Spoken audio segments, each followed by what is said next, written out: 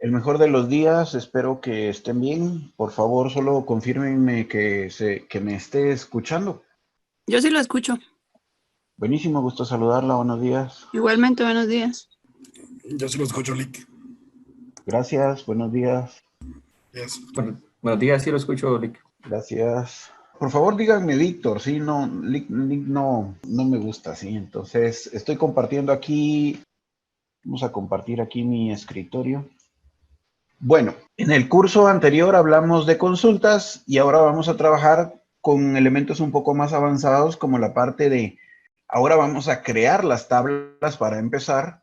Vamos a ver que la velocidad de las consultas se da a través de índices y también, como mencionaba, vamos a hablar de triggers, store procedures, funciones vistas un poco más avanzado.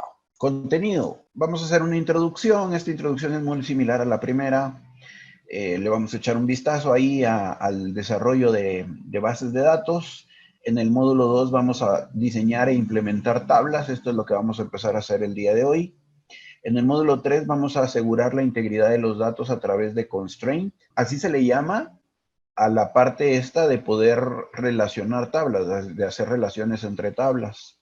En el módulo 4 vamos a hablar de índices. Estos son de los temas importantes. Módulo 4 y 5, introducción a índices, índices avanzados, digamos, o indización avanzada. Aparte de poner índices, hay que darle mantenimiento a los índices, entonces eso vamos a hablar. También vamos a ver que hay opciones en memoria. Cuando hablamos de opciones en memoria es porque Microsoft agregó algunas ventajas en su SQL Server, como índices columnares, que es un nuevo tipo de índice, como tablas en memoria. Luego vienen en el módulo 7, 8, 9, 10, la parte que tiene que ver con programación, crear vistas, procedimientos almacenados, store procedures, funciones definidas por el usuario, triggers. También tenemos en el módulo 11 tablas en memoria, en el módulo 12 vamos a implementar código administrado. Ese tema es simpático porque resulta ser que si de plano la programación que tiene mi SQL Server no es suficiente en cuanto a procedimientos, funciones, triggers, usted puede crear sus propios módulos de programación en Visual Studio e incorporarlos aquí con un assembly, así se le dice. Entonces, en el módulo 12 vamos a ver cómo incorporar código que venga fuera del SQL Server con assemblies. En el módulo 13 vamos a hablar de XML. Tenga en cuenta que para importar y exportar datos, pues se necesita XML. Es una herramienta útil, entonces tenemos que hablar de qué se trata. En el módulo 14 vamos a hablar de trabajar con datos espaciales. Espaciales se refiere a, es en cuanto a ubicación, en cuanto a espacio. El SQL Server tiene tipos de datos especiales para guardar coordenadas. Entonces a eso se le llama bases de datos espaciales. Y en el módulo 15 vamos a hablar del manejo de archivos. Igual que ocurre en todas las bases de datos, cuando usted captura, por ejemplo, una imagen o un archivo adjunto, pues el SQL Server absorbe o se come ese archivo y lo mete dentro de la base de datos, pero eso puede ser muy pesado. Pues existe una opción que se le puede habilitar al SQL Server para crear una especie de engaño donde simula guardar la imagen o guardar el archivo atachado en la base de datos, pero en realidad lo está guardando en un folder del sistema operativo. Entonces eso vamos a ver cómo se hace o cómo se maneja en el módulo 15. Esos son los temas que vamos a revisar para este curso. Esto es parte de pues, la secuencia de cursos que maneja Microsoft en su certificación o en sus cursos oficiales. Entonces hemos superado ya el 2461, que es Queries con Microsoft SQL Server. Y ahora vamos a recibir el de desarrollo, que es el 2464. Listo, eso es lo que vamos a trabajar. Déjeme ir entonces al primer módulo y, bueno, aquí cualquier duda, cualquier pregunta, díganme inmediatamente. Como les digo, vamos a tratar de que esto sea dinámico. Entonces, cualquier consulta, pues habilite ahí su micrófono y lo platicamos. También quiero pues pedirle que pues al lado de su ventanita donde me está escuchando y donde está viendo la pantalla, pues también ponga su SQL Server y vaya tratando de desarrollar los scripts conmigo. En algunos casos yo le voy a mandar el script para ir avanzando un poco más rápido. Y cualquier cosa ahí con respecto al audio y la señal, pues díganme inmediatamente. Bueno, hablemos entonces de la parte esta de desarrollo de base de datos. Tenga en cuenta lo siguiente, el ambiente de informática es muy grande y dentro de las bases de datos todavía hay divisiones. Pues entonces, cuando usted trabaja con bases de datos, pues puede también pasar dos cosas. Puede ser que usted sea un DBA y el DBA en realidad se encarga de cosas más administrativas, más en cuanto a la parte de hacer un backup, en cuanto a la parte de programar una desfragmentación de índices, por ejemplo. Y también está la parte de desarrollo. Esta parte de desarrollo tiene que ver más con la parte esta de crear una base de datos. O sea, diseñar qué columnas se van a necesitar en la tabla y aparte de qué columnas, qué consultas son las que puedan ser más frecuentes y en base a eso colocar índices. Y también manejar adecuadamente vistas, procedimientos almacenados, triggers, funciones, y pues entonces ese es el trabajo de un desarrollador de base de datos. El SQL Server está diseñado para manejar con bases de datos relacionales. Aquí tiene más importancia porque aquí es donde usted va a crear, en este curso, vamos a empezar creando una base de datos. El SQL Server tiene varios componentes. Cuando usted compra el SQL Server, compra todos esos componentes. A diferencia de otros gestores de bases de datos que son modulares, entonces solo compro el motor de base de datos o solo compro la parte de analítica. Aquí cuando usted adquiere el SQL Server, pues trae el Database Engine que se le estamos manejando, el motor de base de datos. Trae el Analysis Service. Vamos a tratar de hacer algo aquí para ir avanzando más rápidamente con Analysis Service. Esto es para hacer análisis de datos. Para reportear, pues tendríamos el Reporting Services. Ahora que ya podemos generar queries, pues podríamos hacer también cosas en el Reporting Services. Tenemos también el Integration Services. Estos son como los 4 elementos poderosos e importantes. Luego aparecen otras herramientas, complemento, como por ejemplo el Master Data Service, el Microsoft Stream Insight, Full Text Search, Data Mining.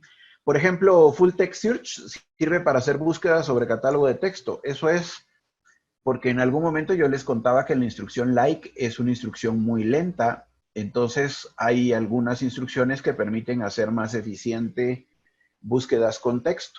El Data Mining, que es para minería de datos, está relacionado con el Analysis Service. Power Pivot es también para análisis de datos y está, pues es la forma en la que ahora se analiza datos. Data Quality Service también sirve para ver la calidad de los datos. Power View también tiene que ver con Power Pivot y tiene que ver con análisis de datos, pero con modelo tabular. Entonces, una instancia de SQL Server. ¿Qué dijimos que era una instancia de SQL Server? Jóvenes, una instancia es una instalación del SQL Server. Entonces, cuando estamos hablando de una instalación de SQL Server, pues normalmente al momento de instalar yo decido qué colocar y puedo poner los diferentes módulos. Puedo poner en la instalación el motor de base de datos, el Analysis Service, el Reporting Services, el Integration Services. Debe de tener en cuenta que la idea de crear instancias en el SQL Server, pues que cada instancia tenga sus diferentes recursos, su diferente uso de memoria y de procesador. Y que si se cae una instancia, no se caiga otra, por ejemplo. Razones para tener instancias diferentes, pues la administración y la seguridad. Puede ser que necesite que sean diferentes usuarios los que accedan a las diferentes bases de datos. Mejorar también el rendimiento. Y también puede ser versiones de collation. Puede ser que una base de datos sea para poder trabajar con personas en Francia y otra sea para trabajar con personas en Alemania. Eso implica que cada uno tiene diferentes pues, idiomas y con eso también diferente nomenclatura de símbolos. Entonces, el versionamiento y el collation se refiere a nomenclatura de símbolos. Debe de tener en cuenta que cuando instala hay dos tipos de instalación. La instalación default y también una instalación con nombre. Por ahí estaba viendo yo en el chat que algunos me pusieron que tienen SQL Express, por ejemplo. SQL Express es una instancia con nombre. Una instancia default toma el nombre de la computadora. Entonces, por ejemplo, yo aquí, en mi SQL Server, resulta que yo puse una instancia default, entonces, y mi computadora se llama Visual-Desktop, entonces mi servidor se llama Visual-Desktop. Una ventaja cuando yo me conecto y estoy utilizando una instancia default, pues es que puedo, al momento de conectarme, puedo utilizar aquí localhost para referirme a mi equipo. Si estoy utilizando, por ejemplo, el SQL Express, pues tendría que decir aquí diagonal SQL Express, por ejemplo. Cuando pongo así es porque estoy refiriéndome a una instancia con nombre. En mi caso, yo puse una instancia default. Debe de tener en cuenta que existen varias ediciones en el mercado del SQL Server. Por ejemplo, gratuitas, usted va a poder encontrar la versión Developer y la versión Express. Esas las encuentra gratuitas. Pero atención, las encuentra gratuitas. Bueno, SQL Express lo puede poner a producción y todo, no pasa nada. Pero debe tener en cuenta que con SQL Express son 10 gigabytes la capacidad máxima que puede tener su base de datos. Ahí más o menos trato de escribir 10 gigabytes con SQL Express. La versión Developer, esa le deja hacer de todo. La versión Developer es igual a la versión Enterprise, con eso usted puede hacer de todo. Obviamente ocupa más memoria, más recursos en su computadora, pero la versión Developer es para que usted haga pruebas. No la debe de poner a producción. Estaría infringiendo ahí pues el licenciamiento si usted la usa ya en producción. SQL Azure se refiere a los servicios del SQL, pero en la nube.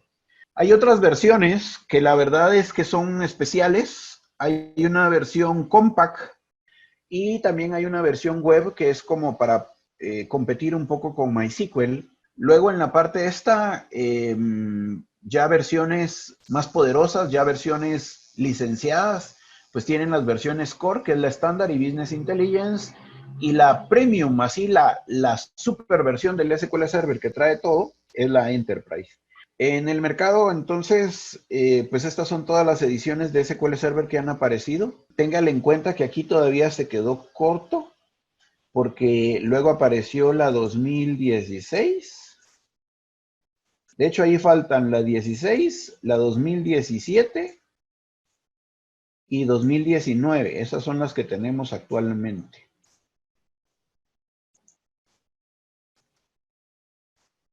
Bueno, esas son las ediciones que tenemos. Cada una fue incorporando mejoras, ¿sí? Hay que decir que el SQL Server empieza a ser así muy fuerte y con competencia directa con todos sus proveedores de bases de datos a partir de la versión 2000. Herramientas para trabajar con el SQL Server. Se tiene, para empezar, el SQL Server Management Studio.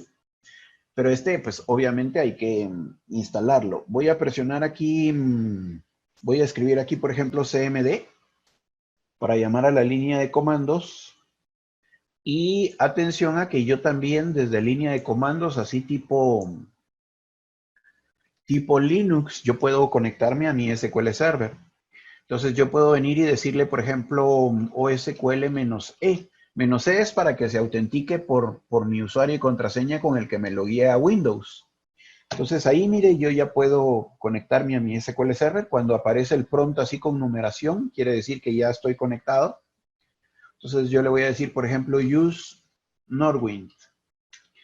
Aquí para que ejecute la acción le tengo que dar go, y ya me pasé ahí.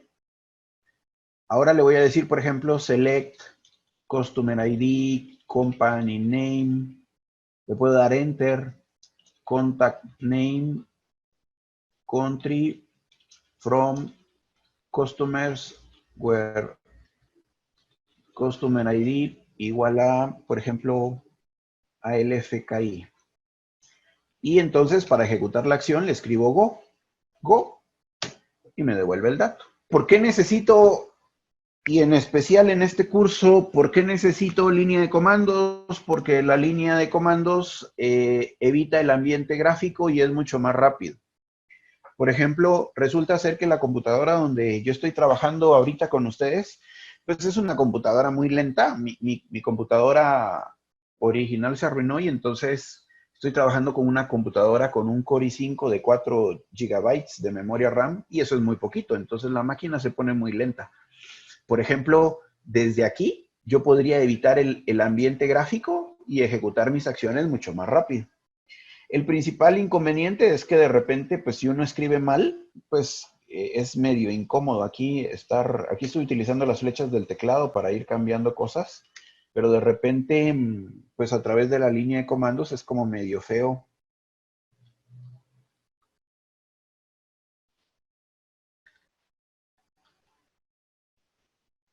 Es como medio feo la presentación y eso. Pero pues igual, a veces podría tocar. También para inserciones masivas de datos se utiliza esta línea de comandos. Debe tener en cuenta que nuestro SQL Server es un servicio al que se tienen que conectar varios usuarios. Entonces, todo el tiempo hemos estado trabajando nosotros en esta ventana. Quiero llamar al sentido de que cambie su percepción en cuanto a que el SQL Server está hecho para que varios usuarios estén conectados. Esos usuarios, cuando usted desarrolla ya la aplicación con la que se van a conectar los usuarios, pues usted tiene que decidir el tipo de autenticación, por ejemplo. En ese tipo de autenticación, si usted se autentica por el lado de Windows, quiere decir que con el mismo usuario y contraseña con el que se logueó a Windows, va a acceder al SQL. Pero usted también podría decir, no, mire, autentíquese por el lado de SQL Authentication. Y entonces usted va a tener que escribir aquí su usuario y su contraseña. Eso es importante, eso tiene que manejarlo al momento de hacer su sistema. Esa podría ser una buena pregunta para tenerla en cuenta. A mí me gustaría que tengan en cuenta cuál es su percepción con respecto a la parte esta de, bueno, hasta el momento se han estado conectando al SQL Server, han hecho queries, eso en las computadoras de la universidad o también en las computadoras propias, cuando hicieron su laboratorio de examen y todo eso. Pero el punto es, nunca nos hemos conectado, por ejemplo, a una aplicación cliente y hemos visto que esa aplicación cliente, que ese programita, esté consumiendo datos del SQL. Entonces, eso también puede ser otro laboratorio que hagamos. Entonces, eso refiriéndome a la parte esta de autenticación. Luego está hablando aquí de cómo hacer la conexión, si la conexión puede ser a un servidor con nombre o a una instancia default. Eso también se define en la parte esta de cuando me estoy registrando. ¿A alguien ya le ha tocado, o sea, ya ha programado en una aplicación cliente y se ha conectado al SQL? De hecho, yo trabajo, buenos días, ingeniero. ¿Qué tal? Buenos días. Una empresa que se dedica a dar soporte, o mejor dicho, creó una aplicación para la administración y gestión de cuenta corriente en colegios. Ah, ok. Y todo nuestro trabajo es a través de bases de datos y conexiones, consultas, queries, triggers, vistas, etcétera, ¿verdad? Entonces Okay. sí he trabajado con esa parte. Buenísimo. Es que lo que pasa es que cuando uno crea una aplicación cliente, hay una cosa que se llama el connection string. Esa es una cadena que da los parámetros para poder conectarse a una base de datos. Eso es algo que podemos implementar, pero ojo, para poder hacer eso, usted necesitaría en su computadora, además del SQL Server, necesitaríamos que colocase el Visual Studio. Entonces, bueno, para que lo vaya pensando y eso. Lo que están viendo en pantalla es algo que no se menciona mucho. Aquí básicamente ustedes tienen en pantalla una estructura cliente-servidor, así es como se trabaja cliente-servidor a grandes rasgos. Esta parte es la que nosotros hemos manejado, pero aquí, entonces, para poder conectarse, el SQL Server tiene endpoints. Imagínese usted algo así como el manejo de importaciones y exportaciones en el país. Supóngase que viene un producto de China y el producto de China primero entra al puerto, entra a puerto de San José, por ejemplo. Pues eso es un endpoint, básicamente, ese es el punto de entrada de sus datos o el punto de salida de sus datos en el servidor. Y un detalle bien importante que puede que lo escuchen más adelante es esto, DTS. Así se llama los paquetes que traslada el SQL Server entre cliente y servidor se conocen como DTS. DTS quiere decir Tabular Data Stream, ¿sí? Eso es lo que quiere decir aquí este DTS. DTS, TDS, perdón. Y así se le conocen a los paquetes que envía el SQL. Bueno, y luego tenemos el SQL Server Management Studio. Esta es la herramienta que vamos a usar. Esta es la herramienta poderosa. Aquí es donde vamos a trabajar. Aquí podemos detener servicios. Aquí podemos levantar servicios. Pero atención, hay algo que quiero que tengan en cuenta, que por cierto yo no he bajado, creo yo. Pero aquí, mire, en su SQL Server Management Studio hay otra herramienta nueva que cumple las funciones también del SQL Server Management Studio y es Azure Data Studio. Ahora también puede bajar Azure Data Studio y desde ahí ejecutar sus queries, conectarse a su base de datos. Yo le insto a que descargue el Azure Data Studio para que también lo revisemos. Solo ¿Qué para una manda? consulta, Sí, dígame. ¿bajamos el User Installer o el System Installer? La diferencia es que es más de sistema operativo, igual que cuando uno instala una aplicación. Si la aplicación la está instalando para que quede y la usen todos los usuarios que se conectan a la máquina, o para que solo se use por el usuario que está instalando, en el caso de que hayan más usuarios. El SQL Server Management Studio es la herramienta que hemos estado usando. Pero ojo, ahora le vamos a ver algunas cosas poderosas, como por ejemplo aquí podría descargar el Azure Data Studio que estábamos mencionando. También desde aquí se puede, por ejemplo, agarrar una aplicación y migrarla a Azure, una base de datos, perdón, y cosas que vamos a mencionar y ver ya dentro de poquito, el próximo sábado, que es el SQL Server Profiler o el Database Engine Tuning Advisor. Aquí ya vamos a ver algunas cosas un poco más avanzadas. La lección 3, por ejemplo, habla entonces de cuestiones de configuración, del manejo de servicios, administrar. Debe de tener en cuenta que usted puede, desde aquí, puede detener los servicios. Por ejemplo, aquí en el Management Studio, aquí está la opción de stop, de pausar o de reiniciar los servicios o de reiniciarlos. Debe de tener en cuenta que también a través de la línea de comandos usted puede poner services.msc y desde aquí también en la ventana de servicios usted puede detener los servicios. Aquí en la parte esta de servicios, pues usted puede localizar el servicio del SQL Server, por ejemplo, y detenerlo desde aquí. Ver si está corriendo. Aquí dice que está en running. Otra cosa importante es el SQL Server Configuration Manager. Este SQL Server Configuration Manager, para poder acceder, tiene que tener permisos de administrador. Es el iconito de un maletín rojo. Pues desde aquí es donde se manejan los servicios. También, porque también lo puede ver en esta consola de servicios, pero la forma apropiada en el SQL Server es verlo desde aquí. Aquí está servicios y desde aquí puede ver los servicios. Tendría que buscar esta opción, SQL Server Configuration Manager. Como tenga en cuenta que aquí la visión es ser developer, y al ser developer estoy hablando de una aplicación cliente conectada a mi SQL, pues aquí hay elementos importantes que se tienen que habilitar. Por ejemplo, aquí en SQL Server Network Configuration, aquí están los protocolos para que me pueda conectar desde otro equipo a mi máquina o a mi servidor. El asunto es que si estas opciones están deshabilitadas, pues no va a haber poder del mundo que haga que me conecte. Entonces, y téngale en cuenta que aquí tiene las opciones tanto para 64 bits como para 32 bits. Entonces aquí supuestamente el Client Protocol está habilitado y también el de 32 bits está habilitado. Sin embargo, también conviene habilitar las opciones de, no de Native Client, sino de SQL Server Network Configuration, también habilitar estas. Entonces, si me voy a conectar, si alguien se va a conectar remotamente a mi computadora, esto tiene que estar activo. Debe tener en cuenta que también a nivel del firewall, el puerto especial del SQL Server para conectarse es el puerto 1433. Eso apúntelo, que se le quede, porque pues esa es de las configuraciones especiales, 1433. De hecho es 1433 y 1434. Aquí en los servicios, pues usted aquí, este es el lugar correcto donde se deben de detener los servicios. Y atención, usted le puede dar clic derecho propiedades y desde aquí también cambiar la cuenta que levanta el servicio. Todos los servicios se levantan con una cuenta.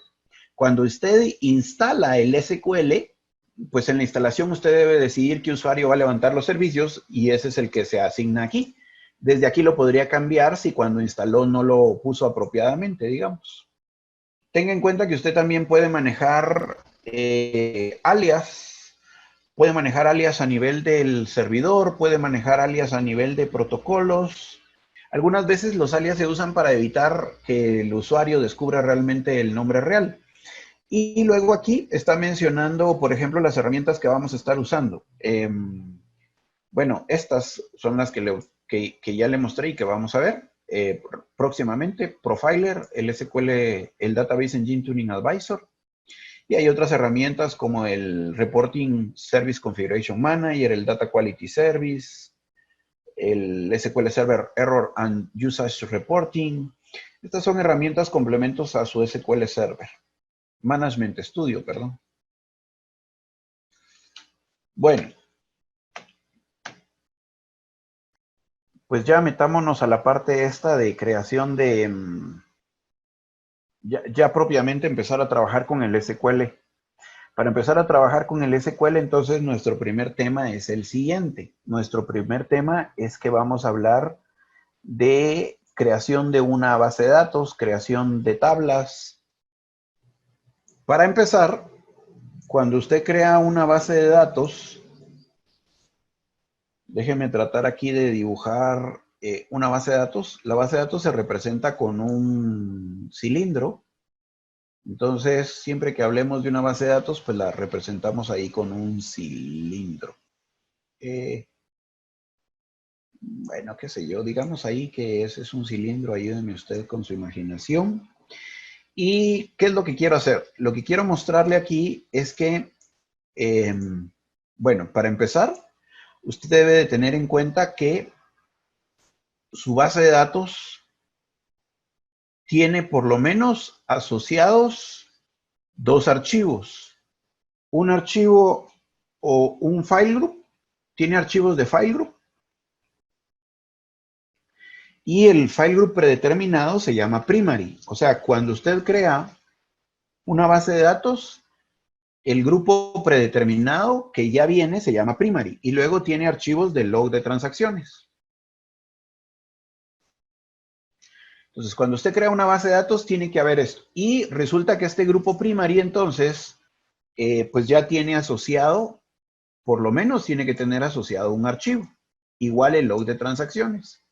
Entonces, aquí ya viene el archivo. Archivo.mdf. Y aquí viene asociado el archivo, el nombre que le quiera dar, .ldf. Esto es básico porque resulta entonces que así es como trabaja su base de datos. Entonces, atención, porque cuando usted, por ejemplo, crea una tabla, supóngase entonces que usted viene y crea una tabla, la tabla se crea aquí en el archivo MDF. Entonces, supóngase que esto es una tablita.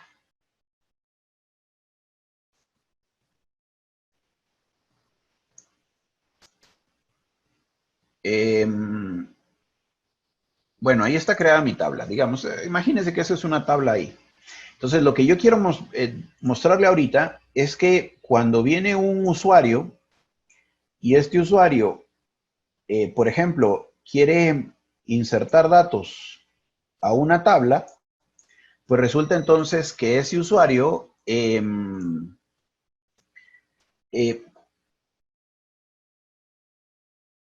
supóngase que quiere insertar o modificar datos, por ejemplo. Bueno, supóngase que vamos a insertar datos.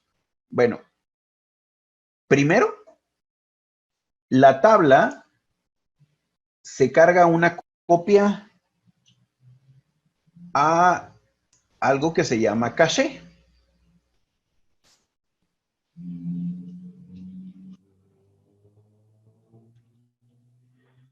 Y entonces, normalmente nuestras operaciones resulta ser que modifican la caché y luego de modificar la caché, esas operaciones se escriben en el archivo del log de transacciones. Y ya que se escribieron en el archivo del log de transacciones, pues entonces ya se escriben a disco. Entonces, ese es el caminito que llevan todas nuestras transacciones. Siempre, así funciona. Bueno, entonces, luego yo puedo crear grupos adicionales, por ejemplo, a este file group. Entonces yo puedo venir y decir, no, mire, como el file group, pues todo él está recibiendo la carga, entonces yo puedo decidir que quiero crear grupos adicionales. Le voy a cambiar color aquí y entonces puedo crear file groups. Otro file group. La idea de crear otros file groups es distribuir la carga de trabajo y entonces este otro file group, lo especial es que fuese a otro disco duro. Entonces, podría tener el file group en un disco duro y otro file group a otro. Obviamente su servidor tiene que tener varios discos, pero la intención es dividir la carga de trabajo. Algo así bajo el concepto de que, no sé, yo lo pienso como en los trabajos de esfuerzo, por ejemplo, en la albañilería. Si ¿cómo se llama esto? Si un albañil hace la pared en un día, pues 2 albañiles la van a hacer en mediodía, por ejemplo. Entonces, igual, si yo tengo 2 discos duros, pues los 2 discos duros van a ejecutar más rápido en paralelo la información y entonces la carga de trabajo se distribuye. Bueno, ¿por qué estoy empezando ahí? Porque mi punto es que vamos a crear tablas, pero antes de crear la tabla tengo que crear el destino donde yo voy a guardar mis datos. Ese destino donde yo voy a guardar mis datos es la base de datos. Para poder crear una base de datos, entonces, yo puedo decirle simplemente use. Por ejemplo, video tienda. Perdón, no use. Create database video tienda. Y entonces yo crearía la base de datos tienda. Por ejemplo, le doy a ejecutar y eso se creó. Ahorita se creó una base de datos. Pero atención, esa base de datos se creó porque mi SQL Server tiene una configuración para que yo no tenga necesidad de darle ningún parámetro cuando quiera crear rápidamente una base de datos. Y todos los parámetros que creó, los creó basados sobre la base de datos del sistema que se llama model. Entonces, como yo no especifiqué, de esta model, él tomó, valga la redundancia, el modelo y basado en ese modelo, entonces él vino y creó la base de datos. Pues no siempre va a ser así, porque hay veces que yo quiero poder gobernar estos archivos y yo quiero poder decir, no, mira, este archivo que voy a poner aquí, yo lo quiero poner en otra ubicación, no en la ubicación predeterminada. O el log de transacciones lo quiero mandar a otro disco.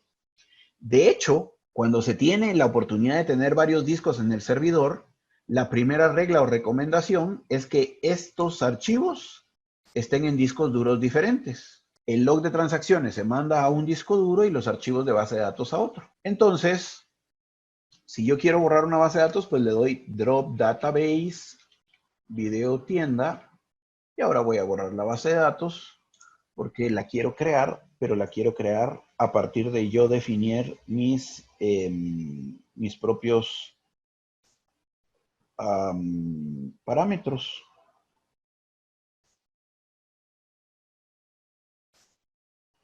Entonces, déjenme poner aquí mi script para no...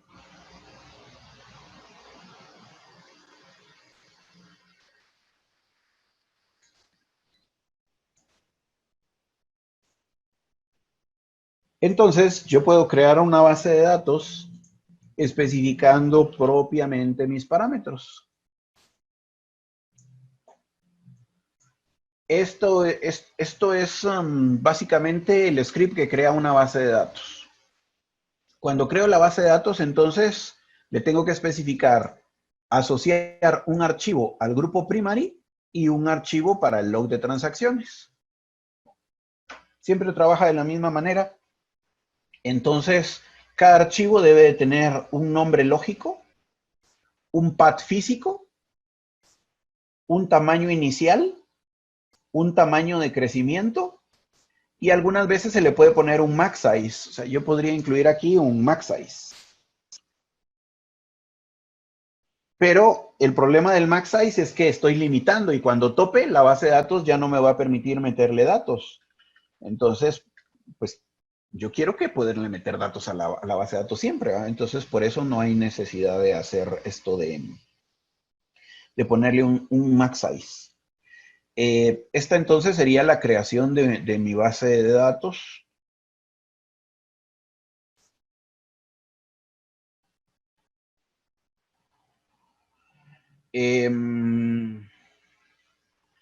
Téngale en cuenta que aquí estoy destinando entonces un archivo para el log de transacciones, aunque se pueden agregar más, pero mínimo tiene que tener un archivo para log y un archivo para la base, para la base de datos. Se acostumbra a que el archivo de la base de datos sea MDF y el archivo para el log sea de tipo LDF. Esto, además, debe de tener en cuenta que no crea la ubicación. Entonces yo aquí le estoy diciendo que crea una base de datos en el disco duro C, en el folder data. Entonces, esto implica que yo tenga que venir aquí al disco duro C de mi computadora, en el disco duro C de mi computadora, crear un folder data. No lo va a crear el SQL Server por mí. Entonces, yo creo el folder data y ya que creé el folder data, entonces esto ya lo puedo ejecutar. Entonces, aquí estoy creando una base de datos, pero a diferencia de crearla solo con el Create Database y que entonces los valores los tome de la base de datos model, pues la diferencia es que yo aquí estoy especificando qué nombre en específico le quiero poner a mis archivos, qué path o en qué ubicación los quiero poner. Y entonces aquí le voy a decir que quiero ejecutar y crear la base de datos. Ingeniero, una pregunta. Ajá. Yo he visto en algunas instalaciones de algunos clientes nuestros que crean 2, 3, 4, hasta 6 archivos MDF. ¿Qué tan ventajoso, beneficioso es eso y eficiente al mismo tiempo, verdad? Tiene varios discos duros, esas instalaciones del cliente. Cada MDF que se crea lo pone en discos duros diferentes. No, eso es lo curioso, que todo está en un mismo disco duro. No, entonces no es beneficioso, no lo saben hacer. ¿Y alguna forma de corregir esa instalación? Me imagino. Ponerle varios discos duros al servidor y mover los file groups. O sea, para que tenga sentido, usted tiene que tener discos duros adicionales. Ténganle en cuenta que las bases de datos, su principal herramienta o su fuerte es usar el disco duro. Entonces, la intención de crear file groups es que yo tenga a mi disposición varios discos duros para poder hacer lecturas en paralelo. Entonces, mientras un disco duro está leyendo ciertas tablas, otra consulta hace que lea otras tablas y entonces están trabajando en paralelo los discos y entonces eso me va a permitir que me devuelva la información lo más rápido posible.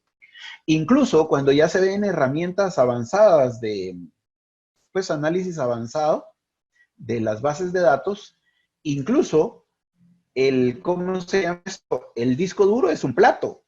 Y no es lo mismo leer al final del disco, en esta partecita, que leer en el centro del disco. Entonces, esos digamos que son principios físicos. Entonces, dentro de esos principios físicos, la intención de tener varios file groups es que cada disco duro, pues, se reparta la información.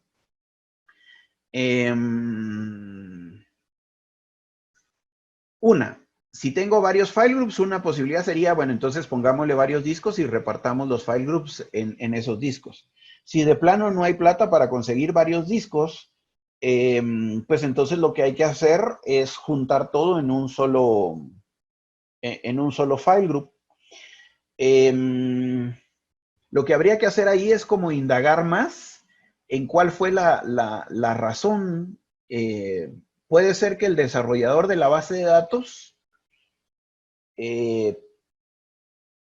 no sé, estoy pensando como que él haya pensado en la parte de poner unas tablas, ciertas tablas en un file group y ciertas otras tablas en otro file group, y que las tablas que más demanda tengan estén en el primer file group.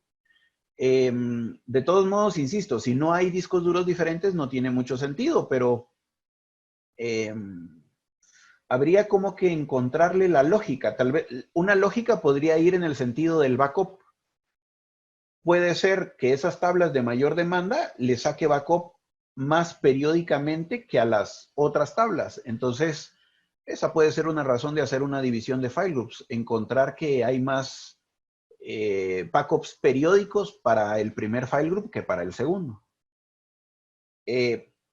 Si me pregunta a mí con los antecedentes que me da, si no hay discos duros, no tiene lógica lo que están haciendo. Si no tienen varios discos duros, ni le muevan creando file groups adicionales, ¿no? Ya, ok, bueno, muchas gracias. ¿Y qué pasaría si tenemos un disco con varias particiones? Es que es lo mismo. Ok. Es lo mismo porque ten en cuenta lo siguiente. La partición es una división lógica, pero la aguja lectora que tiene ese disco es solo una. Sí, sí. Ok. Sí, entonces es lo mismo.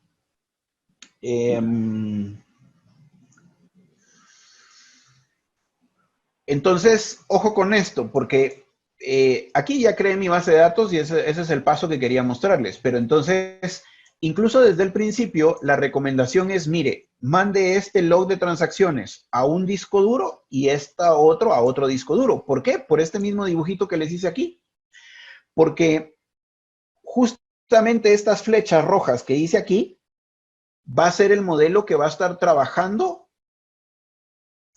de manera serial si solo tengo un disco duro. Entonces, va a venir aquí y primero va a ser esta parte de aquí para acá y va a cargar al archivo de log. Va, ok, eso está bien. Y luego el archivo de log va a escribir al archivo de base de datos. Pero si solo tengo un disco duro, esto lo hará serial. Lo va a tener que estar haciendo serial. Entonces,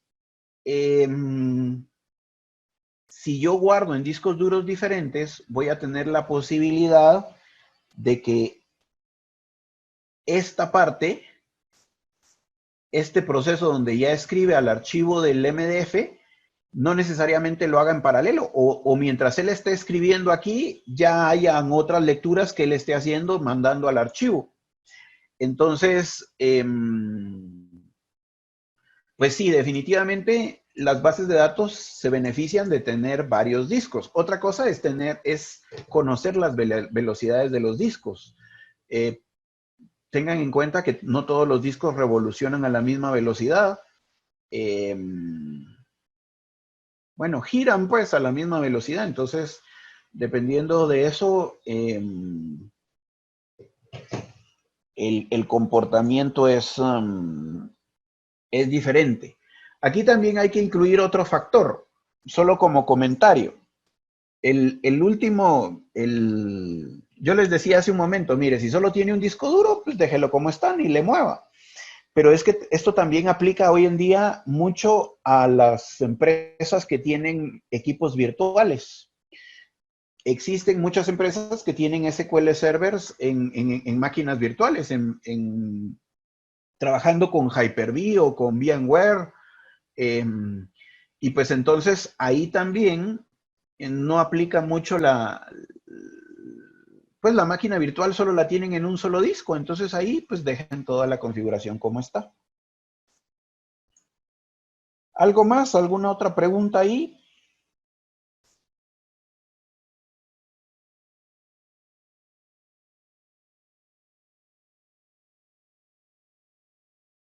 Bueno, aparte entonces de esto de crear la base de datos, cabe mencionar que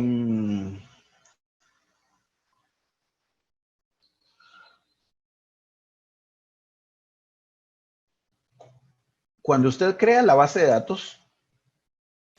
datos tiene un set de propiedades. Yo voy a darle aquí, por ejemplo, ahorita ya se creó videotienda.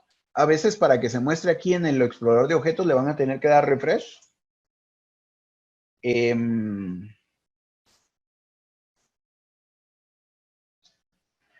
Y entonces aquí en el refresh, en la base de datos, usted puede darle clic derecho, propiedades, y se va a abrir una ventana con las diferentes propiedades que tiene la base de datos.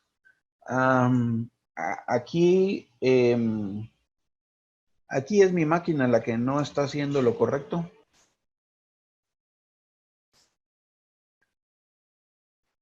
Voy a hacerlo sobre Norwin. Aquí parece que sí va a funcionar. Quiero ver.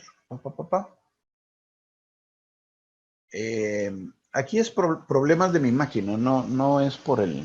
Ahí está, aquí sí se mostró. Va, mire pues, lo que quiero mostrarle es que la base de datos una vez creada tiene cierta configuración. Parte de la configuración la pueden ver de manera gráfica con viendo las propiedades de la base de datos. Todo se puede ver también con código. Entonces, por ejemplo, aquí miren, si yo miro files, aquí está la ubicación de los files. En el caso de la base de datos Norwin de ejemplo, tiene files para el archivo de base de datos y para el log. Pero atención, también se pueden crear más archivos. De hecho, mire, aquí hay un botón para agregar otro archivo si fuese necesario. Pero yo aquí no lo quiero agregar, entonces le voy a remove. Luego aquí están los file groups y aquí está el file group primary que le digo. Este no lo puede cambiar, siempre hay un file group primary. Luego, pues tiene las opciones de la base de datos que es justamente a donde quiero ir. Ojo, cuando usted maneja una base de datos, hay un set de opciones como por ejemplo que cierre conexiones la base de datos automáticamente, que cree estadísticas, por ejemplo. Esto es importante porque aquí quiero compararlo con la vida real, aunque los ejemplos para nuestro país no son muy buenos. Pero, por ejemplo, para determinar el número de diputados que nosotros debemos de tener para que tomen decisiones importantes para el país, para determinar las medidas públicas que se deben de tener, es necesario hacer encuestas, saber cuánto es el número de población que tenemos, cuántos hombres y cuántas mujeres hay. Va.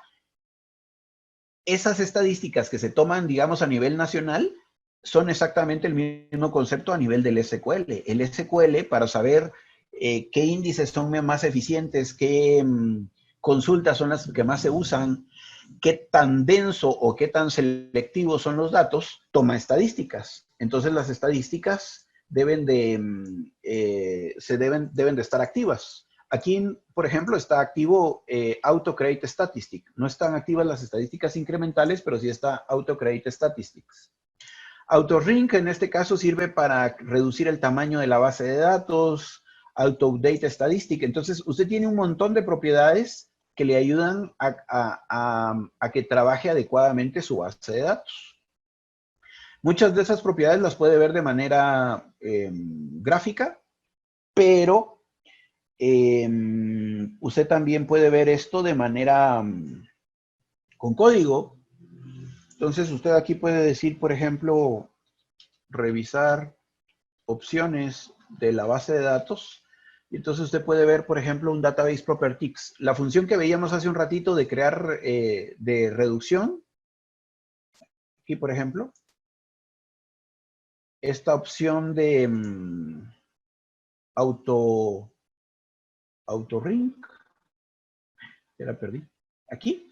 Esta opción que la puedo cambiar aquí con true o false. También para consultarla se usa esta instrucción, database properties. Y entonces si usted ejecuta esto,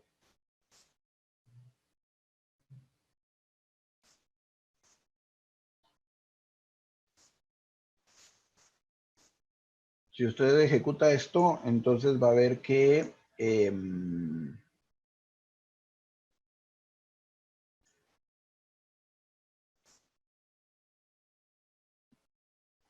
por ejemplo, lo voy a ejecutar en Norwin, lo ejecuto y él me devuelve, aquí debe de estar mal escrito porque tiene que devolver 1 o 0.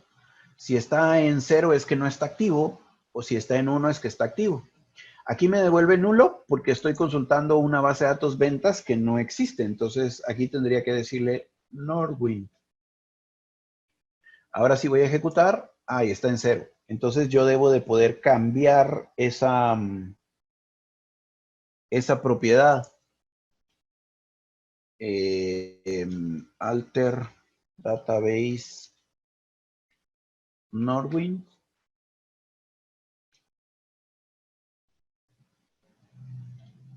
Set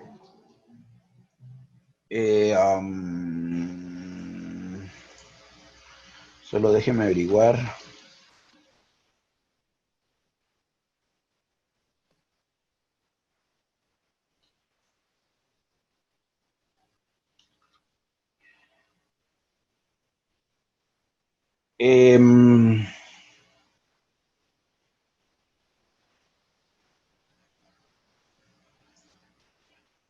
Lo que quiero averiguar es la sintaxis correcta de escribirlo. Lleva un guión bajo. Entonces se escribe así. Ahí está. Entonces si yo cambio, si yo ejecuto esto ahorita me está dando 0, no está activo. Pero lo voy a activar, le voy a dar a ejecutar, ya lo cambié y entonces si vuelvo a ejecutar esto ya está activo, ya está en 1. Entonces las propiedades de la base de datos se pueden modificar a través de un alter database. O algunas, no todas, se pueden cambiar de manera gráfica haciendo clic derecho propiedades. Entonces, toda base de datos, cuando se crea, tiene además un conjunto de propiedades. Ese conjunto de propiedades pueden modificarse. Algunas propiedades, a medida que vayamos avanzando, vamos a ver que se usan más que otras. Por ejemplo, la reducción automática, esta que tengo en pantalla, se usa porque cuando su base de datos crece, va ganando espacio, va tomando espacio del disco duro. Pero si usted decide, su base de datos ya creció y usted borra 2 millones de registros, al borrar 2 millones de registros, el SQL no le devuelve al sistema operativo el espacio. Se queda con ese espacio. Es así como, ya me lo dio, yo me quedo con él. Pero para recuperar ese espacio que se ganó tras borrar esos 2 millones de registros, usted puede activar esta opción para que él de manera automática recupere o le devuelva al sistema operativo el espacio. Entonces, su base de datos, aparte de tener archivos de ubicación, también tiene propiedades. Y bueno, ahorita de momento, la otra cosa que me interesaría que tenga en cuenta es la parte esta de que, yo le dije que se pueden crear grupos adicionales. Aquí en el dibujito yo le dije que puedo venir y hacer otro file group aquí, por ejemplo. Pero entonces, ¿cómo se hace eso? Pues resulta que yo puedo venir aquí y decir alter database, por ejemplo, videos. Y aquí en videos yo podría decir, por ejemplo, add file group y le puedo decir, por ejemplo, no sé, qué nombre darle, partición, no, o grupo 2, por ejemplo. Y aquí en el grupo 2, entonces yo puedo venir y decir go y crear un grupo adicional. Listo, creé el grupo adicional. Pero ahora que creé el grupo adicional, este grupo no tiene lógica si no le asocio un archivo. Voy a tomar de ejemplo este. Y entonces aquí voy a venir y le voy a decir alter database, videos,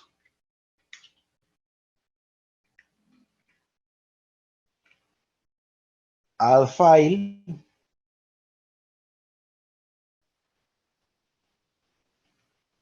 y voy a pegar esto, solo que aquí le voy a poner videos grupo 1. Se acostumbra que los archivos adicionales se les ponga extensión NDF. Obviamente aquí es donde les digo que la ubicación se debería de ir a otro disco. No tiene mucha lógica ponerla en la misma ubicación, pero para cuestiones de ejemplo sí lo voy a hacer. Entonces ahí estoy creando un file y ojo que para, ¿cómo se llama esto? Para meterlo al file grupo 2 que acabo de crear, le tengo que decir tu file group grupo 2. Le estoy poniendo grupo 2 porque ya tengo el primary, entonces ese sería el grupo 1. Entonces, aquí en este caso, ya creé el grupo y ahora le voy a asociar un archivo a ese grupo. Luego, cuando creamos tablas, yo puedo decidir y decirle a la tabla que se vaya a crear al grupo, a un grupo específico. O la otra cosa que también puedo hacer es decidir... bueno, cuando yo creo una tabla, yo puedo venir y decirle a la tabla, cuando la estoy creando, que se vaya al file group específico. Microsoft recomienda que yo haga un alter database videos y yo le diga modify group. De hecho, file group. Grupo 2. Default. Y entonces, al hacer esto, estoy cambiando el grupo default.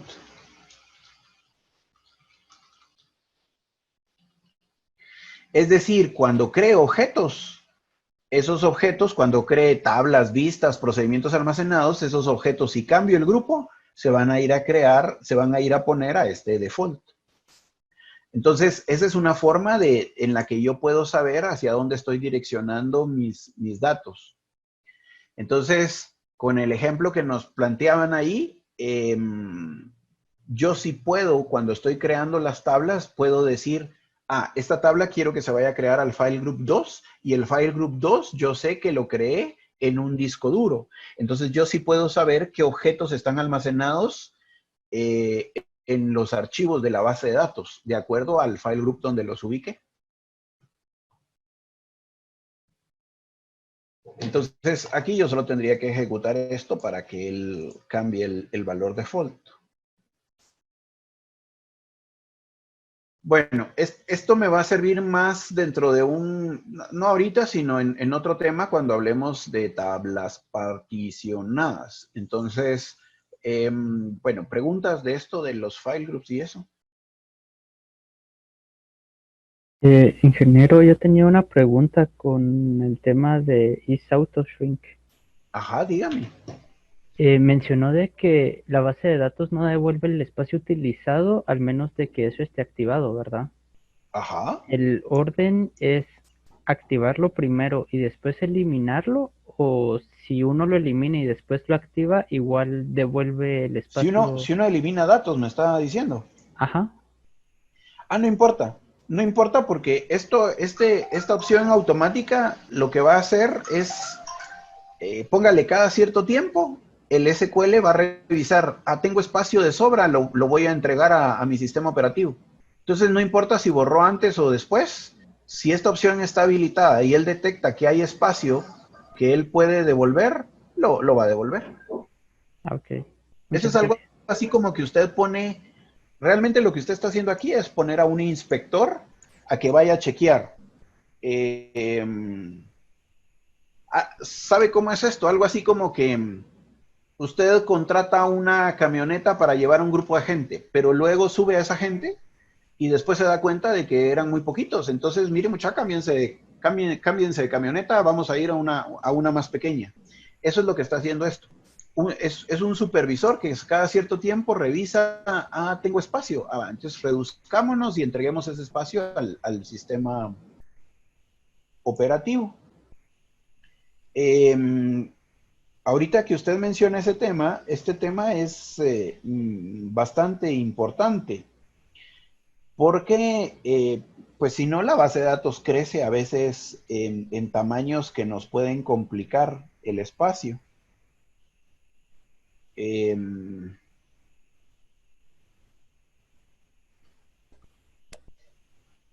Entonces, como nos pueden complicar el espacio, hay un comando que me sirve justamente para reducir el tamaño. Porque aquí, si lo pone automático, estamos hablando de que pues el SQL Server lo va a gobernar. Y como el SQL Server lo va a gobernar, puede pasar que se tarde en reducir.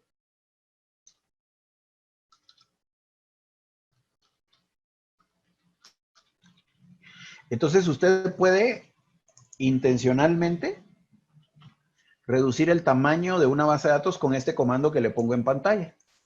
Aquí le estoy diciendo que reduzca a 10 megas el tamaño de la base de datos. Esto es como forzar a hacerlo. Y si de plano él no puede reducir a 10 megas, lo reduce lo más posible. Entonces, es bueno activar esta opción para que lo maneje automático, pero si usted está urgido de que se apresure, podría ejecutar este comando. Y con ese comando lo reduciría todo lo posible hasta Sí, que...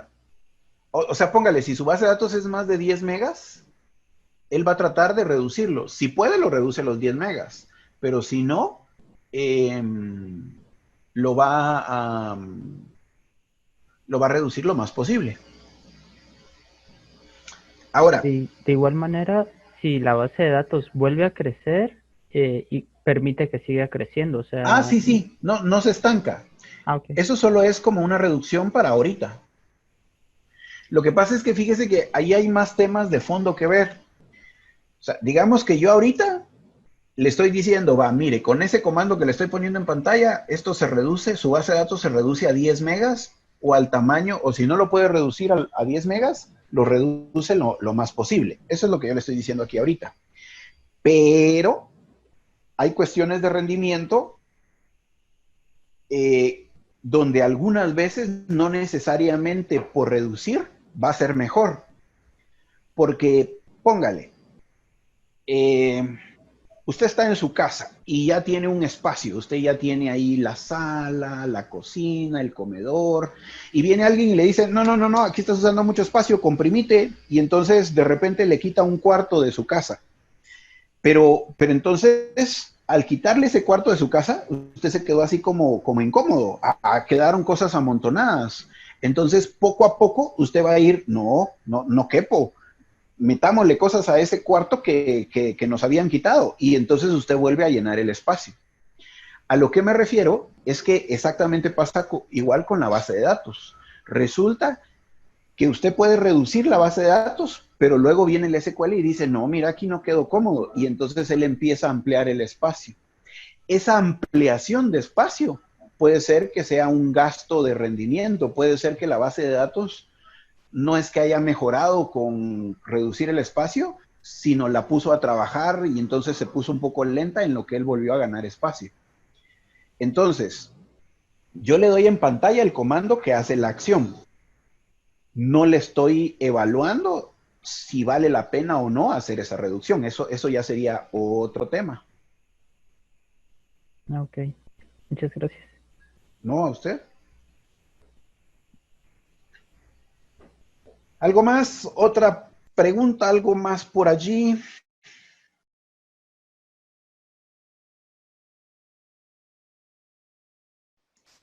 Cuénteme, por favor, dígame algo ahí. De repente no lo estoy aburriendo. Miren que, pues ahorita aquí en la universidad, pues todos están con la novedad que se va a trabajar en cursos en línea.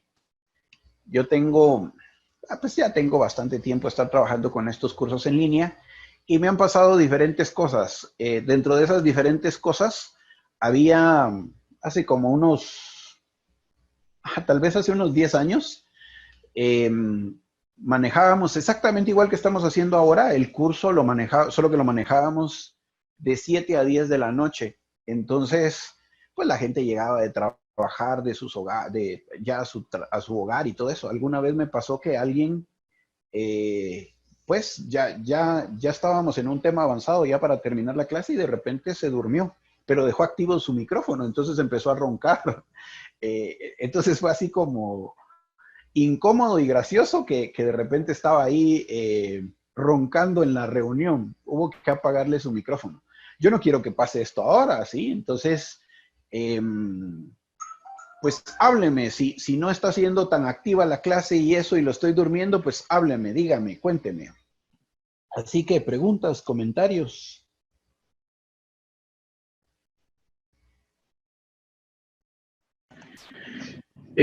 ¿Cada cuánto tiempo es recomendable hacer la reducción de tamaño de una base de datos si no se dejara el auto-sharing en on? Depende mucho. En realidad no hay una receta como para poder decir, hágalo cada 15 días, hágalo cada mes. En realidad depende mucho de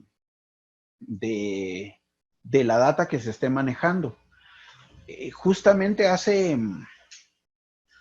como 15 días yo estaba leyendo un tema, pues igual, de las cosas que me gusta ver ahí que por cierto esa sería una recomendación. Pues usted ahora que está involucrado en esto de las bases de datos, pues búsquele, léale temas de SQL, suscríbase a newsletter para que le envíen información de estos temas. Y pues justamente estaba leyendo un debate donde alguien opinaba que no siempre es bueno hacer esta reducción. La conclusión fue que si la base de datos está en su movimiento normal y ha crecido por su movimiento normal, pues que la dejen estar. Él recomendaba solo reducir la base de datos solo cuando habían cambios drásticos de datos. Es decir, cuando usted intencionalmente, porque ustedes decidieron borrar 5 millones de registros, ustedes decidieron borrar 40 millones de registros, entonces en ese caso que se borraron esos 40 millones de registros, sí puede funcionar hacer un ring database, porque nosotros sabemos que se ha eliminado espacio y que entonces puede ser bueno esa reducción. De lo contrario, como les digo, este artículo decía que no se redujera la base de datos si tenía una actividad normal, que solo se hiciera cuando yo supiese que había borrado gran cantidad de información. Esa es la recomendación que yo daría también.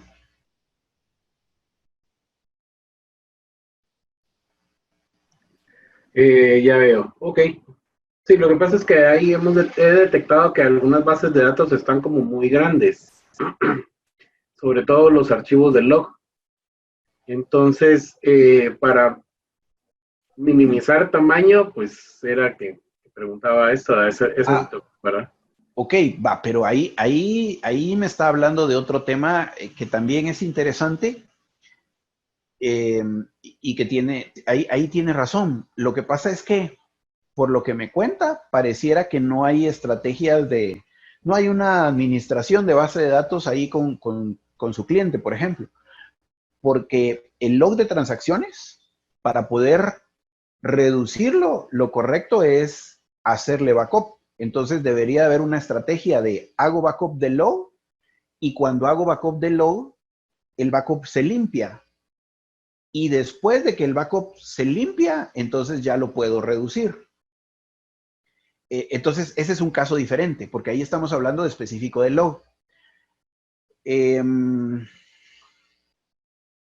Bueno, aquí en pantalla, miren, por ejemplo, yo voy a agarrar la base de datos Norwin y le voy a dar clic derecho propiedades. Y aquí en clic derecho propiedades voy a ir aquí a Options. Y aquí en Options hay un tema que se llama Recovery Model. Y aquí en Recovery Model están 3 tipos de recuperación. Estos 3 tipos de recuperación, ojo, voy otra vez, voy a cerrarlo ahí, porque el punto es el siguiente. Atención, atención, porque este tema es bien importante. Esto que le voy a decir es cosas importantes, de esas cosas que se tienen que se aprenden, digamos, aquí en estos cursos y no empíricamente. Clic derecho, propiedades, sobre la base de datos, y aquí en Options está el modelo de recuperación.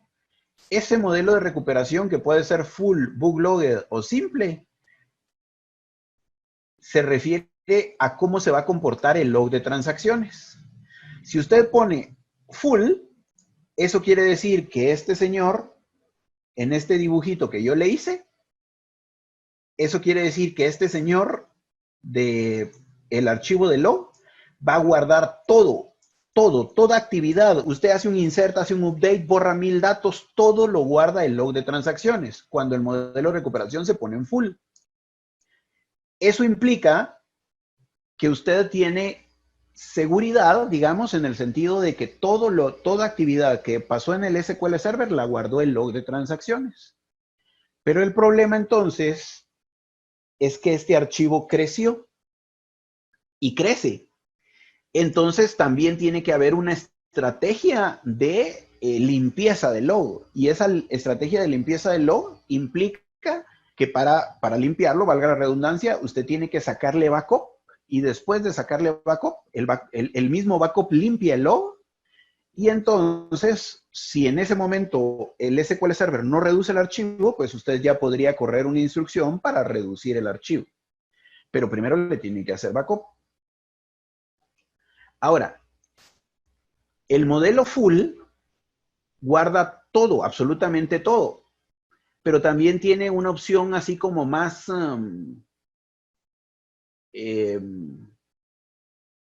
no sé cómo decirle, como...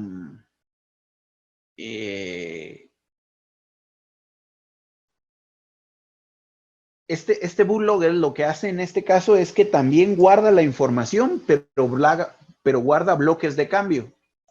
Cuando yo explico esto, hago como, por ejemplo, mi ejemplo de que, por ejemplo, el modelo full es algo así como que yo venga y le cuente la historia de que me fui de paseo a Chetulul. Para irme de paseo a Chetulul, yo le puedo dar todos los detalles. Fíjese que me levanté a las 4:30 de la mañana, me bañé, me arreglé las cosas, me puse, agarré el carro, primero lo encendí, dejé que calentara un rato y luego salí. Imagínense, le tomo toda la película. Eso es un modelo full. Pero bootloader es que yo le diga, mire, fui a Chetulul. Y entonces ahí implícitamente usted ya sabe, bueno, tuvo que haber ido en carro, tuvo que haber, o sea, hay detalles que se pueden omitir porque lo principal era que fui a Chetulul. Pues de eso se trata esta opción de bootloader. Y simple, el problema del simple es que todas las acciones pasan por el archivo de log, pero el log no almacena. El log es así como memoria olvidadiza. Y entonces lo que pasa es que, pasó la transacción, pero al rato él ya la borró. Entonces el archivo del log no crece, pero tampoco hay un respaldo de qué actividad se dio. Entonces, el modelo de recuperación indica cómo va a guardar la data o si la va a borrar el log de transacciones. Esto es bien importante. Entonces, regresando a su pregunta,